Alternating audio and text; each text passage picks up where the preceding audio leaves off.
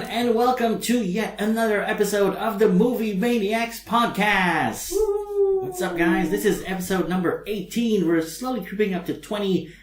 We might do something special. We don't know yet. If you are just tuning in, this is, of course, a podcast where we talk about all things movies, especially movies playing here in Brunei Darussalam. I am, of course, your host once again, Kevin, and I'm joined by my two, I say co-presenters at this point, because I don't have guests anymore, because if I say guest, someone will get all like, am I a guest? Why am I a guest? First up, every week I'm here.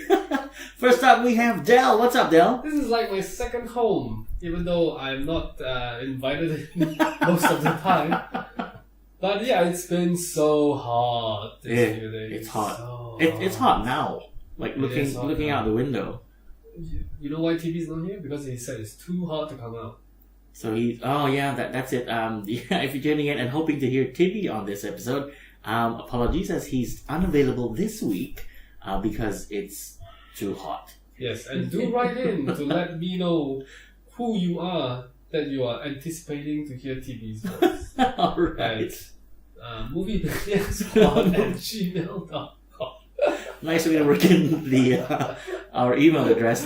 Okay, our next co-presenter is sort of a regular on the show. She's on the show once in a while, maybe every 2 or 3 episodes. It's Neekay. Hello. I guess I am still a guest here, right? I don't know. Well, since TV's not here, no, you're not a guest this week. If TV was here, you would be a guest. Oh yeah, okay. I'll fill in TV's. Yeah. I'll fill in his chair. You'll fill in his chair, yep. Okay. This week, of course, we're talking about a movie that we just watched. As in, when I say just watched, we just walked out of the theater about an hour ago. This week, we're talking about Atomic Blonde, which is a movie starring Charlize Theron and James McAvoy. If you haven't watched it, we'll be talking about it, so be warned that there will be spoilers on this episode about Atomic Blonde. But first, as usual, every week we will have our first segment, which is movie news, and we're going to kick off with our favorite sort of two-camp argument here. We're starting off with DC, and it says that Matt Reeves, the director of the Batman solo film, may have a new writer in mind. Wait, writer for what? Well, because this whole thing was like a Greek tragedy with Ben Affleck writing a script, right. And then after that he stepped back to say that, okay, fine, I won't direct it anymore. And then the fans were sort of nervous that he was going to step away from the role. And then he came on Comic-Con to say that, don't worry, I'm still in the role. And then Matt Reeves was like, okay, you have a script, let me take a look at it. I don't want to use your script anymore. So now Matt Reeves wants to bring in someone else. I thought he's writing it. I have no idea because Matt Reeves has brought a new writer to help him pen the screenplay for the forthcoming film. So I don't know. Like this is something we talk about every week. It's so horrible. It's a will they, won't they kind of thing, yeah. And like it's as if we come on the show and we go like, this week, guess what happened? Guess what happened on with DC? Yeah. At this point, we're just waiting for the director to walk out. I don't know. Do you think he will? Because we just watched War for the Planet of the Apes, and we sort of agreed that it was universally sort of okay. It was a good film. Mm-hmm. I would actually like to see Matt Reeves or what Matt Reeves can put out in terms of a Batman film.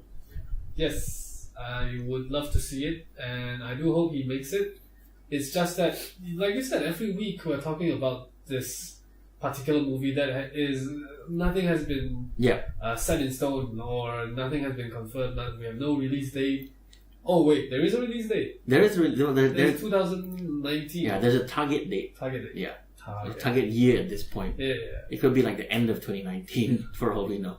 Yeah. Only Wonder Woman has already set a date for the sequel. That's true. Yeah, and nothing else. All but right. they have booked slots for release. But then slots can change. Yes. Yeah. So. I don't know. Every time when I think about it, I would think it's Joss Whedon because of Batgirl, but I don't know. That's because there's no confirmation. I wish they still get the Deathstroke character because when Ben Affleck gave us a tease of Joe Manganiello in the Manganiello? Alcid in the Deathstroke suit, and he looks so good. And I wish they have his. I wish they keep the character. Well, we can only hope. But yeah. I think they're looking at him for something else. I heard a rumor, but it's not confirmed. So what were they looking for? Oh wait, no. I can't remember. Never mind. Let's move on. Magic Mike 3. I think Magic Mike is dead in the water now. I don't think they're making another one. Never watched it. Oh, okay. Alright. Moving on to the next bit of news, still sticking with the DCEU, and Jason Momoa, the guy who plays Aquaman, shared a photo indicating Green Lantern's DCEU arrival. Now, he put up something on his Instagram account with the caption, "Aquaman is here, San Diego Comic-Con." This was last week. "So stoked to share all the goodies," Momoa wrote in his post, which features a banner that has Green Lantern prominently on it, alongside the rest of the Justice League principal cast. And he says on his comment, "P.S. I know something you don't know, and it's damn amazing." The post has since then been taken down from Instagram. And next week, when we do our podcast, we'll be reporting Jason Momoa has been fired. As Aquaman. Yeah. Or last minute changes to the Justice League movie script has seen Jason Momoa's character die. Oh, I mean, this is not the first time that we have had, actors in superhero movies sort of teasing something that they probably shouldn't. But I don't know. I don't think that there will be like harsh repercussions on him. Yes, they are. Yeah. Probably just they can fine him from his salary, and then that will make him shut up. Or that's why he's pulled the post already. Yeah. Maybe that's why. But we have already heard about Green Lantern appearing in the Justice League movie. Yeah. It's just that we don't know like how much, or is there just like a cameo, or is it just something hinting to the future of a Green Lantern movie? But there is already they reported saying that a Green Lantern Corps movie will be out maybe in 2020, and we don't know if that is still happening. Maybe it is now. I think it will be an Easter egg. Like, we won't see Green Lantern. We will maybe either see Hal Jordan or Jon Stewart characters in it. Or maybe it's gonna be a thing where like the whole Justice League movie happens, and then at the end like Green Lantern comes back and it's like, what the hell did you guys do? And it's Ryan Reynolds. like he comes back and he's like, I leave you guys for 5 years. I'm off saving the universe. And you guys screw up Earth. Maybe. Alright, next bit of news is that Geoff Johns has started work on the Wonder Woman 2 script, which, as we know, will be directed by Patty Jenkins. She has confirmed her return to direct. Actually? Yes, to direct the sequel. No? No. Really? No. They're still negotiating. Yeah, no, it's not confirmed yet. Okay, fine, but they want... But more than likely. More than not, likely, right? yeah. So, yeah, we can expect her to return. Yeah, and I would prefer her to return. Sure. Because if another director steps in, it's gonna go into another direction. And Wonder Woman was sort of, universally received, and it was, like even the critics were like, this is actually not bad. Yeah. And the fans would, I think they will complain if she's not coming back to direct. So yeah. That is true. I think there's like a couple of petitions online, like to Oh, sign really? off. Like DC, please get Patty Jenkins to come back. When is there ever not a petition for something? It would be controversial if they get a male director to direct the sequel. Yeah. Like, who could step into her role as director? Like, who could replace Patty Jenkins? Steven Spielberg. Nobody will complain. Okay. And then we'll have dinosaurs on Themyscira. And the Flash uses a time machine. Sure. Alright.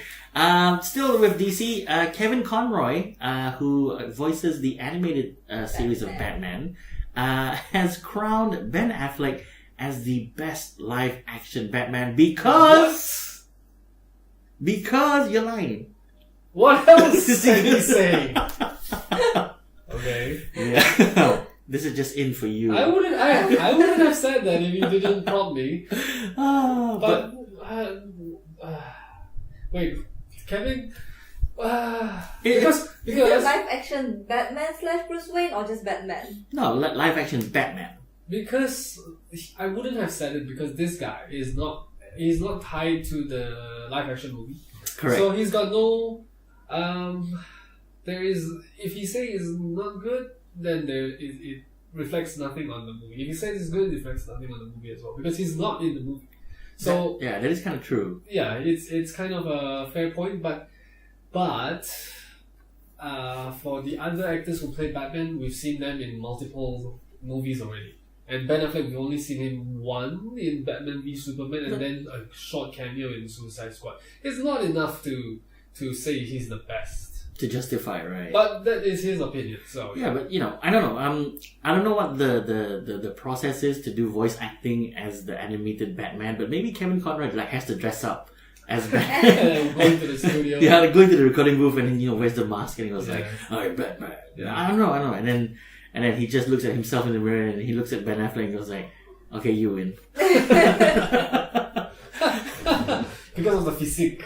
Maybe. Well, Ben Affleck looks more Bruce Wayne than Kevin Conroy. But that kind is a lot older, so. No, I don't know. Okay, moving along. Check this out. This is a bit of a surprising headline for me.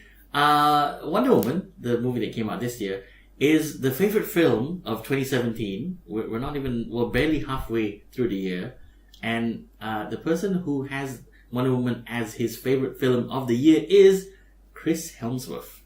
Oh. So Thor Wow. has said that his favorite film of 2017 is Wonder Woman. Has he only watched 2 movies in the year? No, but again, it is his opinion. But then I myself wouldn't put Wait, would I? I have seen a lot of movies, but then it's quite true. Wonder Woman is quite up there because everything else that has come out is like something that I've anticipated for the whole year, and it's out, and I've watched it, and it has disappointed. Correct. Like Baby Driver. Yep. Like Apes. Like Atomic Blonde. The movie that we'll be talking about. Please stay tuned. Don't go just yet. Yeah, it's not. I think it could be. I mean, at this point, it's probably one of my top 3 movies of the year for Wonder Woman. Yeah, same for me. I think it's like maybe like a number 2 or number 3. Do you have a number 1 already? Number 1 for now would be War for the Planet of the Apes. Huh. Like number 1, like since it was a very complete kind of story. And then like a lot of things sort of made sense. I mean, yeah, we did talk about it and there were some problems with it. But as a movie, like as a whole, it was, it kept me watching. Yeah. Like I wasn't bored. The pacing was good, effects were phenomenal. Yeah. But we're not talking about that this week. Anyway, sticking with Wonder Woman, it has become apparent that Warner Brothers plans to push Wonder Woman for the Oscar for Best Picture and Best Director. Oh, yes.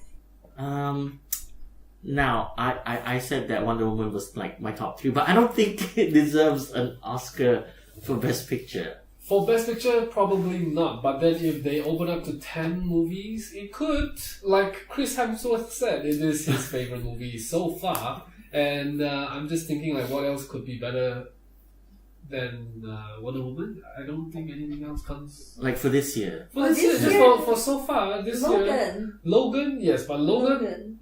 Again, very anticipated movie, and it also disappointed a little bit. Yeah. I wouldn't say it is perfect. So Wonder Woman as well is not perfect, but then it's better than expected. Yeah, I think, if you were to compare Wonder Woman with Logan was sort of more gritty and real. Wonder Woman was, it had some sort of magic, the same kind of magic that every origin superhero story has, and I guess that's what lifted it a little bit higher than Logan.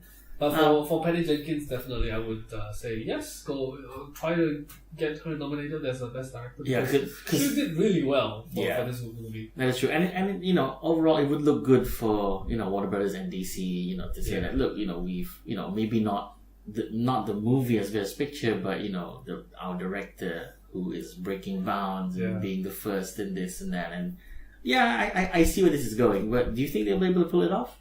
Nah. I hope they do. Nah, I don't think so. I hope they do. All the Oscar movies has not come out yet, right? That's true. It's gonna come out in September, October, November. Yeah, that's when Oscar bait season is, and Yeah. you get all these super deep, heartfelt films. And some of the trailers have come out already. I don't know if you've seen them. For these Oscar bait movies. Yeah, a lot. No, not yet. Yeah. But there are like 6 movies that are based on true story, and then it looks really good. Okay, all right. We're gonna switch camps now, as we usually do, to Marvel, and the Avengers: Infinity War director warns everyone to prepare for intense surprises. Intense? Yeah, of course he didn't say what this was because that would be major spoilers. But yeah, he says that my brother Anthony and I believe in stakes, and he says that I believe that everything has to have an end at some point in order for it to have value. Somebody's dying. The audience should be prepared. Yeah, someone's gonna die, and it's not gonna be the bad guy. It's not. I think Thanos dies. Whose contract is up? Because that's how we quantify things now. Yeah. Thanos will die at the end of the second Avengers 4. Yeah. I think that's when Thanos will die. Like Avengers Infinity War Part 2. Yes. Yeah. I don't think it's called Infinity War Part 2 anymore. Okay. It is just Infinity War for the third movie, and then the fourth one will have another name. But then I think somebody will die at the end of Infinity War. But I don't think it's Thanos, because he then went on to say that Avengers Infinity War aims to turn Thanos into this generation's Darth Vader. Yeah.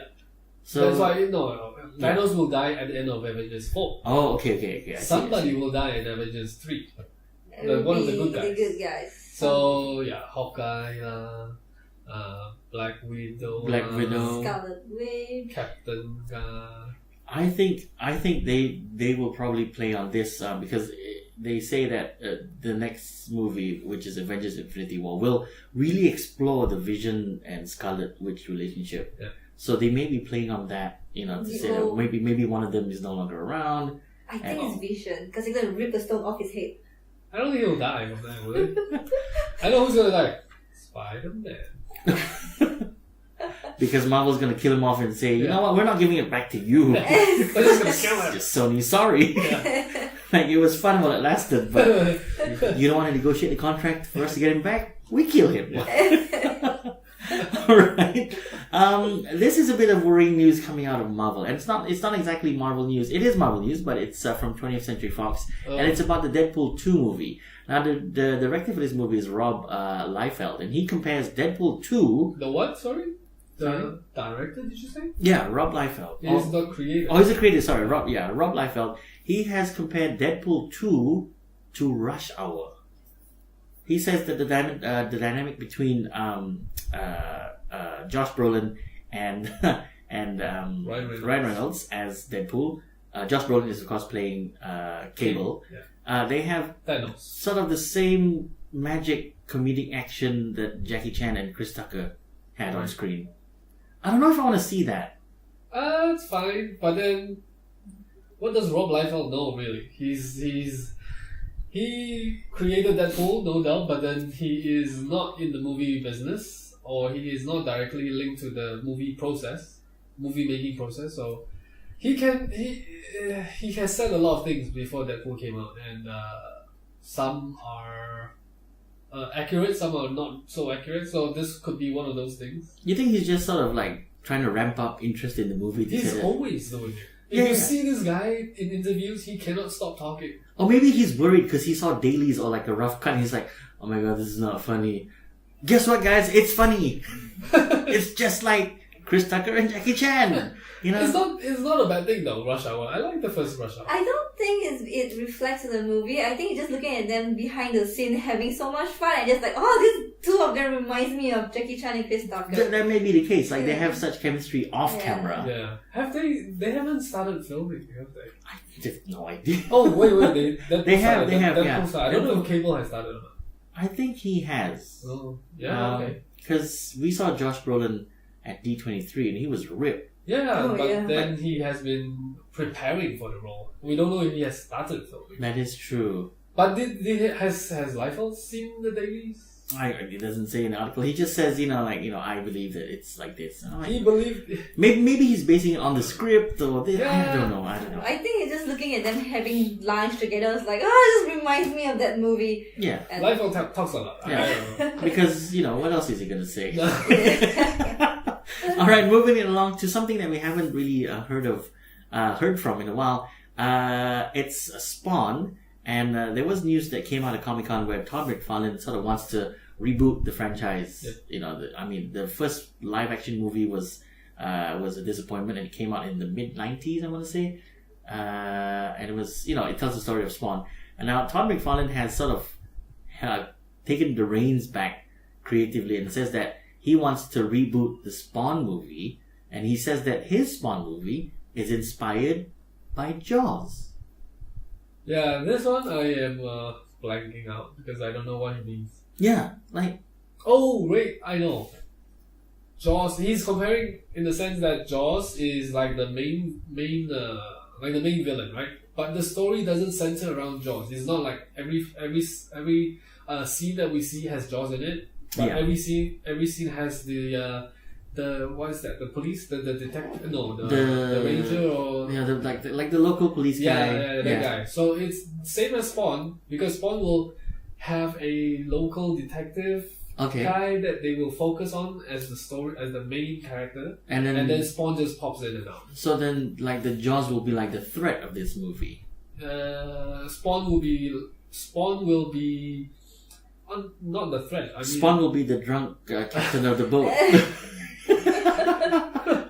Yeah, it's like Jaws pops in and out of the Jaws movie, and Spawn will pop in and out of the Spawn movie. It's not that we will focus heavily on the Spawn character. Yeah, it's because the first movie was like that. But the movie's called Spawn. Yes, the movie's also called Jaws. That's why he said it. I guess.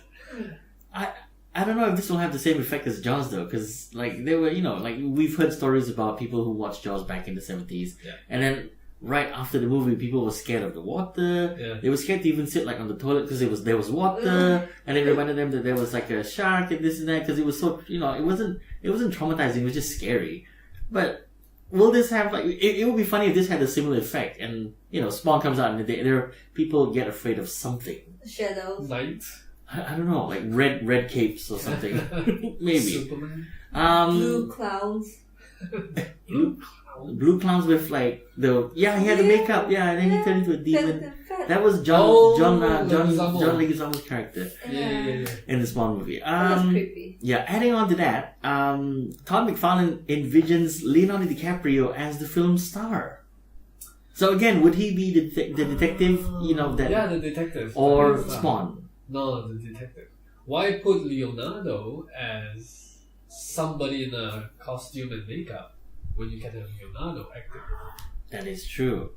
And that is what I've seen this interview, right? And he said he wanted to get somebody who may have wanted to be in a superhero big budget blockbuster, but may not want to put in the time and effort to do the training for the body. Yeah, okay. So this way, the main character is a normal guy. He doesn't have to have a good physique. Yep. And then have somebody else play Spawn or just a CGI character.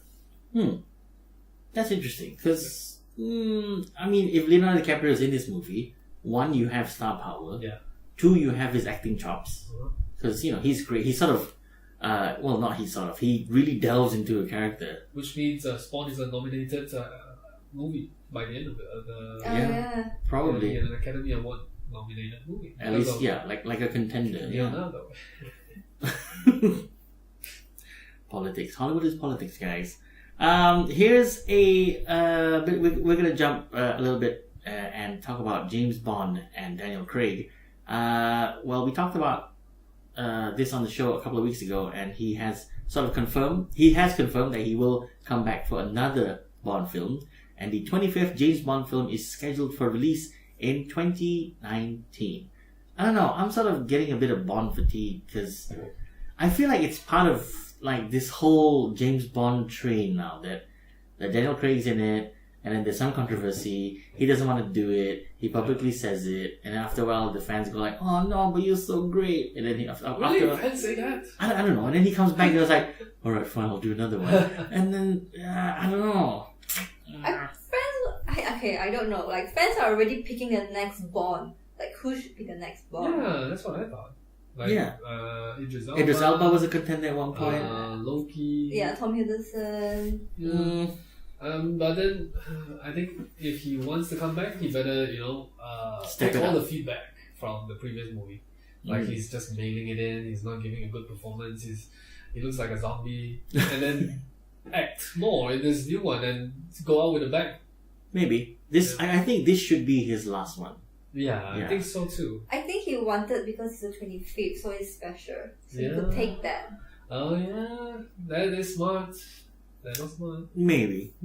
Politics, right? Yeah, politics. Okay, here's a bit of news that has some interest. Has riled up my interest.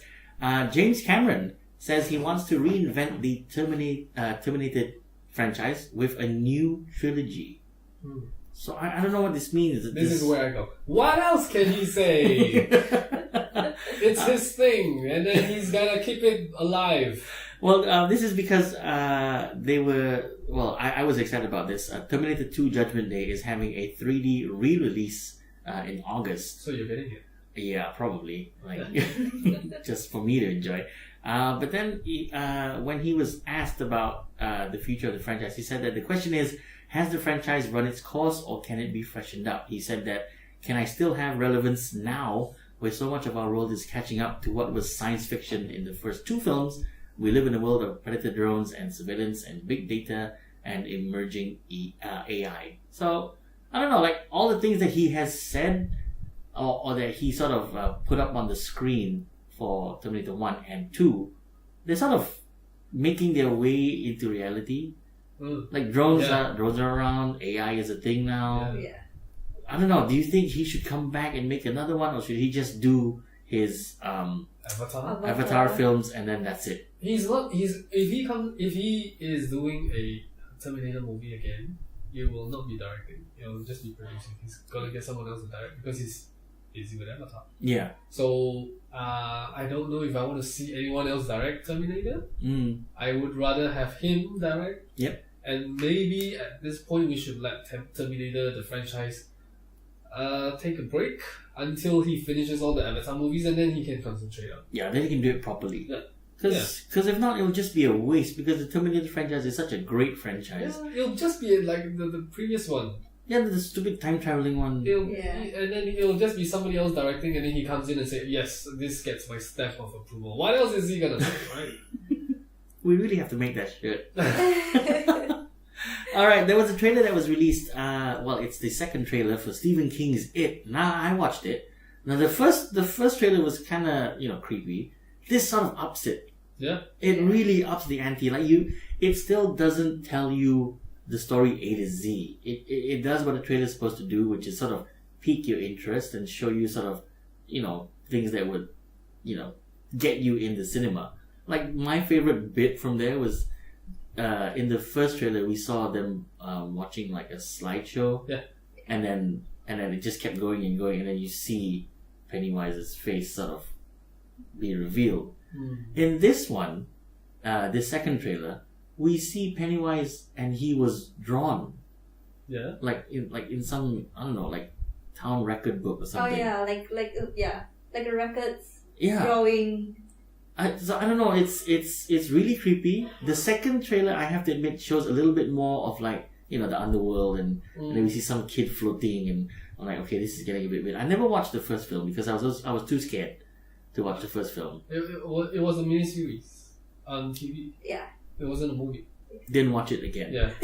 Yeah. Neither have I. Nope. I'm gonna go and watch it before the movie comes out. Which is out in September? Yeah. I think so. You think it's coming to Brunei? Or will we get like a fully cut down version? I think it will, because it is not an R-rated movie, is it? I don't know. I don't think so. It's not an R-rated movie? Plus, it's a horror movie, and it's something that will draw a lot of audience. And it's kids, so I don't think there's it's much all to cut. Yeah. There's not much to cut, I think. So it's just kids. Like a lot of the flies was just kids, and they're killing each other and eating and everything. I've never seen that one. I have. Traumatizing. I should go and find it too. Alright, our last bit of news this week is Star Wars news, and the first clear image of Supreme Leader Snoke has been revealed. Now, if you remember Snoke, he was in episode 7 as a giant hologram looking down at Kylo Ren. I don't know, he looked really creepy from there, but then the images that were, actually put out by Lucasfilm, it was actually Lucasfilm. Well, it was Star Wars stuff, their Instagram page. And it's, I don't know, he just looks, like Neekay was saying before we recorded the show, that he looks like a very kasihan guy. Yeah, like he just locked up in the dungeon and no one fed him food and water. I don't know. It's like I just saw on Instagram somebody go and do like a reversal, like make him look younger. And then at the end of it, he is that youngling which Anakin killed in episode 3. In the temple. In the temple, that kid, the blonde kid. Ah. Yeah, so he grew up to be Snoke. That's so weird, though. I don't like the idea of Snoke, because he doesn't seem like he's not a Sith. I don't think. I don't think he's a Sith. Yeah. I don't think he will be able to put up much of a fight in a lightsaber duel. Yeah. So he's probably the puppet master, and he's not even at the level of Sidious, which Sidious is capable of fighting, using like electricity out of his fingers, using the dark force. But this one is I don't know what Snoke is gonna do. He looks kind of boring. Like Neekay said, yeah.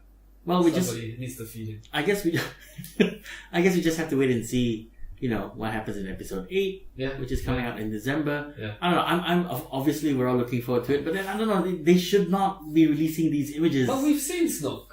It looks like the episode 7 Snoke. No, I mean the episode 7 Snoke. Yeah, we see him as a big hologram. Yeah. But it's just that he was just that. There was like a little bit of mystery because you couldn't see like half the head or maybe half the top bit. And that is why I didn't really like Snoke in that movie, because he is portrayed out to be something like a giant. Yeah. And then he was just a hologram. Yeah. Why make him a gigantic hologram when he's not a giant? It could be like Yoda size. Yeah.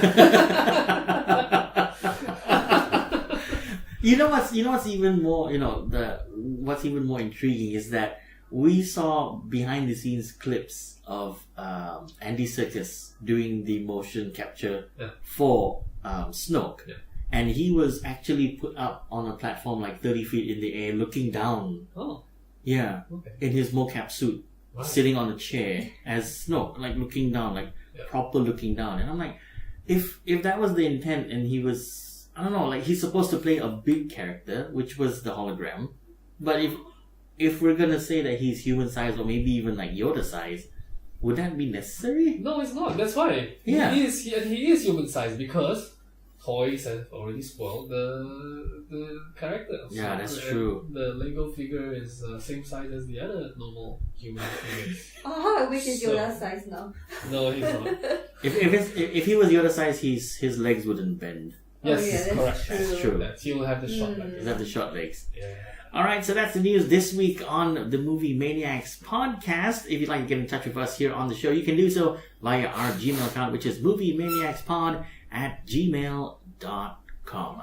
Now we're going to move on to our review this week, and as we mentioned, we just walked out of the theater about an hour and a half ago, where we watched Atomic Blonde, which was a movie that I was sort of looking forward to, because the trailers, look really awesome, and there was a very Jason Bourne kind of vibe about it. I don't know. we'll discuss this movie. So if you haven't watched it, this is going to be a full spoiler review. Let's move on to Del. What did you think of the movie overall? It started alright. We've got a bit of action as promised from the trailer. Yep. And then nothing else until the The beginning of the third act. Yeah, that's correct. And along the way they tried to build this into a mystery, like a thriller, espionage kind of genre, but then I think it was just so slow and boring. Yeah. I couldn't take it. I was sitting in the cinema and I was like, why are we watching all these things when there is a promise of kick-ass action, and they just didn't deliver on that until the beginning of the third act. And it's only at the beginning of the third act, it's not at the end of the third act. No, it's not, yeah. There was nothing at the end of the third act. So it was quite disappointing. I didn't enjoy myself. It was for what they were trying to do, I think David Lynch, the director, without his directing partner, who they both did John Wick. John Wick was really good. So I think this showed the flaw of this director. Yeah. Yeah. So maybe he's like the decisive sort of, this is what the story should be, and then the other guy is, this is how we should show it, and then the other guy was missing for this project. So yeah, so I don't know. Neekay, what did you think of the movie? It's the same as Del. It's so slow. Yeah. After the beginning, I was like, okay, where's the action? I'm expecting this full on action type movie, like just keep going, kick, punch.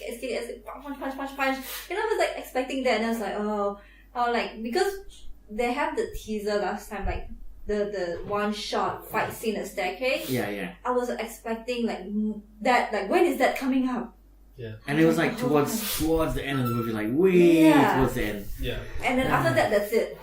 Yeah. That's There's it. not enough. I think, like you also mentioned, that it didn't translate well from the trailers. Yeah. So what we saw in the trailer is not a good example for this trailer, this movie. Like what I said to Del earlier on was that what we saw in the trailer, like the pacing of that trailer was like, this is action packed and it's set to this music and it's gonna be awesome. Yeah. And then you walk in the cinema and then you get that for like the first maybe 10 minutes and like, I can see her doing this, because it's all, the whole movie's flashback at this point.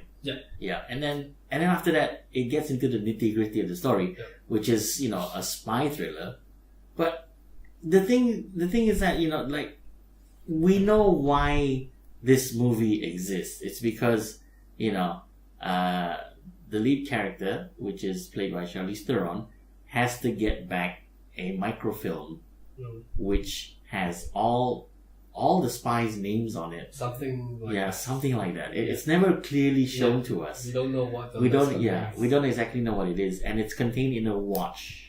Which spoiler alert. Yeah, spoiler alert. Yeah, we did say spoiler alert. We've spoiled the movie way more. I like what I said earlier on. This movie doesn't translate very well from what you saw in the trailer to what you actually see in the cinema. The pacing is off. It seemed like the movie wanted to go in a couple of different directions, and then the twist was not sort of presented well, or the payoff for the twist was not great, because at the end of it, I don't know, it's like they tried to do it to do a twist, and then it didn't. Well, in this case, it was a double twist. Yeah. Like at the end of it, it's revealed that she could be a double agent, triple agent. And then after that, she kills everyone in the room who was supposed to be her friends, and then the next scene is that she's American. And when they do that, it becomes too convoluted, too confusing. Yeah. And it's the payoff, like you said, it's not. It didn't justify. Yeah. What they were trying to give us. It really didn't. There was okay. I'm gonna draw a parallel here. Like, we do comedy. So we write jokes in the setup, and we say a couple of funny things, and at the end of it, there has to be like a big laugh. That's our aim. Yeah. This didn't have that. The big finish. It was just giggles, maybe a bit of like a laugh in the middle, and then a bigger laugh towards the third third of it, the third act, and then at the end you just left it with giggles. Yep. And then it's like, they could have done it a little bit better. But then you said a lot of giggles in the middle. No, there weren't a lot of things that are interesting. In the middle is just, I don't know, you say it's a flashback, right? I mean, the movie is a flashback at this point. And Charlize Theron was explaining her adventure to Toby Jones and John Goodman. Yep, who is thin now. Who is thin now? Yeah. Like, he lost a lot of weight. For this movie, which he didn't have to do any action for. But she was explaining to them, and I can see why they were so bored, because the movie is so bored. The whole middle of it was just nothing going on. Yep. And then, do we really need Sofia Boutella's character? No, we don't. Yeah. Like, I think she was, but to be fair, we watched a movie that was already cut many times. It was censored, and some things didn't make sense. Yes, like it didn't make sense to us. There were time jumps in here where I think I looked at you at one point. I'm like, I don't know what's going on. It's so disjointed, right? It's disjointed. It's hard to follow. Yeah. Because 1 minute they're at the bar, and then the next minute they're in the toilet. Yeah. Sofia Boutella was there to have that sexy scene with Charlize Theron. Yeah. So is that enough to justify her addition into this movie? No, I think she's supposed to let her know something, that it was cut out. So like there was a conversation in between the action. There was a conversation where Sofia Boutella's character actually says something along the lines of like your Pierce, or what's his name, the other British agent. David. Yeah. What's his name? I can't remember his name. See, this is how bad the storytelling was not great. Yeah. Like, we can't really follow the plot. But at this point, we're not sure whether it's because of the way it was cut here in Brunei, or whether it's the film itself. Because this is supposed to happen in the middle of the film. There is a scene where something happens between Charlize Theron's character and Sofia Boutella's character, and they end up in bed, and then there's a bit of pillow talk, and then some like spy secrets are revealed. So Sofia Boutella tells her something, which we hear towards the end. Something about in a playback. In a playback, and I think it would have had more effect if it was left in. Yeah. Yeah. But then it was done in such a way that was another reveal. Yeah. During the playback, the conversation that we're hearing it for the first time. It was a reveal that, okay, this is what they were talking about, so this is why Charlize Theron knew that McAvoy's character might have betrayed her. Yeah. Maybe. But it's, whatever the case, nothing they can put into the middle at this point is going to save this movie. It's just too dull. Yeah. Yeah. Like the middle bit, there were no stakes. Mm-hmm. There was no, this is what could happen. There was no, oh no, like you wouldn't even invested in the character. Yeah, it's so hard to follow. Yeah, that's true. It's hard to sort of care that Charlize Theron gets punched or gets shot. I actually wanted her to get punched and shot. I mean, that would make things more interesting. But okay, the good part, right? And I think this is what David Leitch's strong points are, is the action sequence. Yeah. So he did this action sequence in an apartment building, and it started in the stairwell, and they fought, and then it led into an apartment, and then they fought some more until the end. They got out alive. Yeah. But that whole fight scene, it could have lasted like 10 minutes, and I don't see a cut in there. No, there were cuts. There were cuts. Like I suspected there were cuts because when the camera kind of panned towards another thing that is not focusing on the character, and then they could have edited some stuff there. Actually, it was more along the lines of, let's say, if Charlize Theron's character was on the floor, and then you have like the person attacking her, sort of coming in front of the camera, and then momentarily you see a blur. that's when the cuts happen. Yeah. Was there a blur? I didn't. Like it wasn't a blur. It was just like the guy's back sort of takes up the whole frame. Takes up the whole frame. Yeah. There's something covers the whole frame. Then Correct. There could be a cut. Even when after that whole sequence of fights and they went down the staircase and she's still got the guy with him. Yeah. And then it goes into this hallway and then the doors open. But during that hallway, that was a cut, and then it opens up to the Sure. That one that one's fine. Yeah. But then that is also the beauty of this movie making, where that whole action sequence seems so seamless. Yeah, it seems seamless. Yeah, that you can be so invested in it, and then you are wondering how do they pull off all the fight scenes, like, and then her face got bloodied, and then her opponent also got bloodied. If it wasn't cut, then it would have been difficult to put in all the blood on their faces and be so visible. So the fight scenes, they look real. It looks realistic. The way they throw the punches, the way they fall, everything just looks so real because there was very, very minimal cut. Yeah. Speaking of real, there was that scene where she jumps out of the guy's apartment that she was looking for stuff, and then she ends up on the ground level. And she used the water hose. Yeah, and then which was that's stupid. But and then there were two East German policemen behind her, and then she has a fight. But before she starts with the fight, she pulls up the turtleneck. Yeah, she pulls up the turtleneck to cover her eyes, and you're like, cover her half of her face. Half of her face, and you're like thinking, okay, this is clearly a stunt double. Yes. And then it's one shot. It is one shot. And then she pulls it back down, and you're like, oh, it's really her. But then the magic of Hollywood movie making, right? We don't know. But then why did she have to cover her face if it is her? I don't know. She didn't have to. So maybe they did some CGI there as well. Could be, but could she have done all the stunts? We don't know. Yeah, but then it is still a very, very competent filming of the fight sequences. Yeah. Some of it, like I said, reminded me of the Bourne trilogy, like certain aspects of it. The whole shaky cam thing.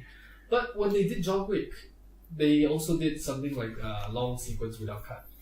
Did they? Yes. I think they did, but then that had minimal stunts that needed to be done. Yeah. Because it's all gun fights. It's like gunslinging or John Wick in a car and he's ramming here, ramming there, reversing, forwarding. Yeah. What else about this movie? I felt that some of the action sequences were sort of like hyper real. Sort of like Kingsman. Yeah. As in there's blood everywhere and this, and then blood falls onto the camera, like the screen. It's like, whoa, okay, this is. Was there? There was one scene where she shoots and then the corner of the screen just. I'm like, okay. Clearly this is not for kids. Did they wipe away the blood? The blood just disappears when the camera changes. Yeah, I think that's the good part is the action sequence and how real it is, and then. I like, so this is like my plus point to the movie is how they make the lead, Charlize Theron, not like this superficial hero that always look good when she's in a fight. Yeah. She actually like beat down and have bruises and everything, and she's like crawling, trying to catch her breath. Yeah. I like that. I like that a lot. When it's so real that, because at one point, both her and her assailant were struggling to get on their feet. Yeah, and they got to their feet and then they fell again. And then so out of the breath. breathing was there. They just looked at each other like. Yeah, I think that is that add on to the realism of the fight scenes. Okay, so that was the really good part. Like that whole 10 minutes. I mean, we sat through this movie 1.5 hours long just for that 10 minutes. Yeah. So I don't know, man. I don't know. It's just like, is it a waste of time? But that fight scene was really good, so it's like sitting through Daredevil season 2, but then the really good fight scenes were not that many. Yeah. So I don't know. Daredevil season 2 wasn't that great. I think it's like a trade-off. Like when you buy yourself a sports car, like this is gonna be uncomfortable as hell to drive every day. But there's something about it that I don't know about cars, man. You heard my set recently for BruHaha. Well, this is why I brought it up. Yeah. So check us out next BruHaha show. Yeah, next week. The next BruHaha show is here's a plug. If there ever was one. We have a upcoming show, which is the BruHaha show, which is on the 5th of August, which is next Saturday. Do get in touch with us. Get in touch with us. We'll have details on our Instagram page at Movie Maniacs Pod. That's on Instagram. Or maybe if you'd like to find out more, just send us an email at moviemaniacspod@gmail.com. Okay, to end this episode, we're gonna go around among ourselves and sort of maybe give our rating out of 10. Del? Well, yeah, I think I've said all that I have to say, the good and the bad, so I think I'll just give this 4 water hoses out of 10. Alright. Neekay? I'm giving 3 blondes. 3 blondes. Yeah. Mm. But then the one thing that I really like is not the movie, but it's James McAvoy's performance. Oh, yeah. Yeah, we haven't talked about James McAvoy's performance. I mean, we're introduced to him in the film and he's sort of like, oh, I've been here 10 years. Yeah, and this is how things work. And then we find out he's like a smuggler. The character and everything, the storytelling wasn't good, but his performance was really, really good. Right? When I look at it's not just the movie, it's James McAvoy, the actor, actor. Like every time I watch this movie, I don't see James McAvoy. I see whatever character he's playing, performing. True. Yeah. Yeah, and this is it's also another of his great performance as an actor that you can see from. True. Speaking of James McAvoy, I just watched recently Wanted again. Oh. And the movie was so bad. But Right? then you believe James McAvoy. Yeah. Yeah.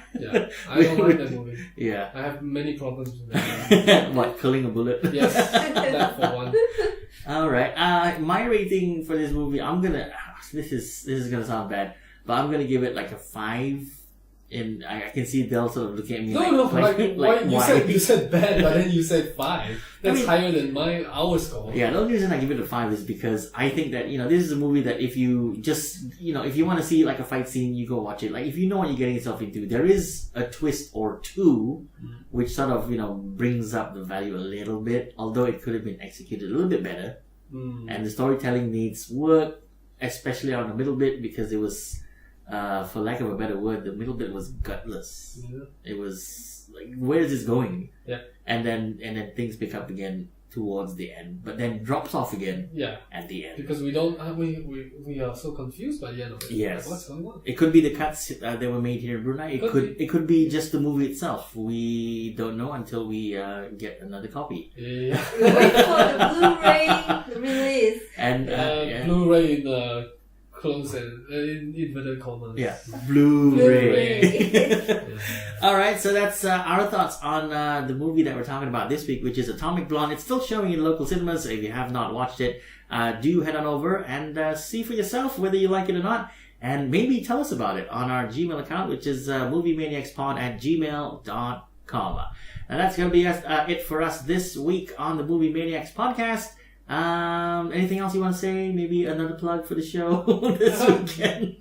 No, I think next weekend come catch our show BruHaha, and it'll be at drop us an email and we'll share all the details. We'll put some links at the bottom of this episode in the description. And this has been the Movie Maniacs Podcast for me, Kevin, and Del and Neekay. Bye. Bye. Bye.